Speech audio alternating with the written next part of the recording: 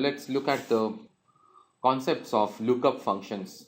So lookup function, the syntax of lookup function we will see, we'll explain, and then in this particular section we will also talk about or differentiate between a VLOOKUP and a HLOOKUP, and we will see a very good set of examples for lookup. You will require a data set to work with this particular module. That particular data set will be provided to you with this module itself. So let's understand how this lookup works. So what does it do?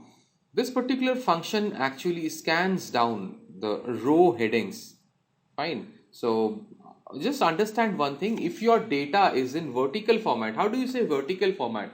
Vertical format means that whenever you are adding a record, if it adds one below another, so the word is below. So if it is adding one below another, then it would be termed as a vertical data.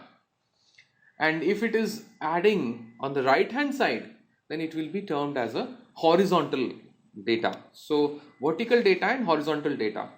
So if it is vertical, then we will be using VLOOKUP. If it is horizontal, this means if the data is increasing on the right hand side, then we will be talking about HLOOKUP. Both of them, the parameters, the syntax is almost similar. So one uses vertical approach, another uses horizontal approach.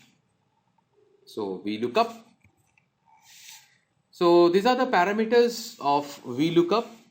It takes the item to find the range and the column number, and the fourth parameter is also very important if your data is sorted or unsorted. So based on that, it can also do some other kind of lookup applications. Similarly, we have HLOOKUP as well. So HLOOKUP actually works with horizontal data that we have just told you, and here all the things that we are talking about columns, so taking a data from column, instead of that it is a row pickup. So instead of column pickup, it is row pickup. Rest all the parameters are absolutely same for HLOOKUP. We'll see a good demonstration of the same data.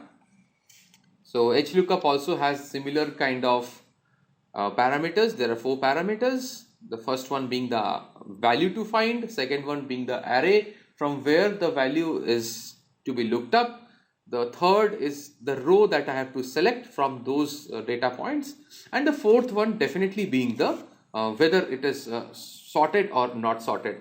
So we call it as a range lookup. At times we also say it as a appropriate match or an exact match. So those all things we will see in details when we proceed forward.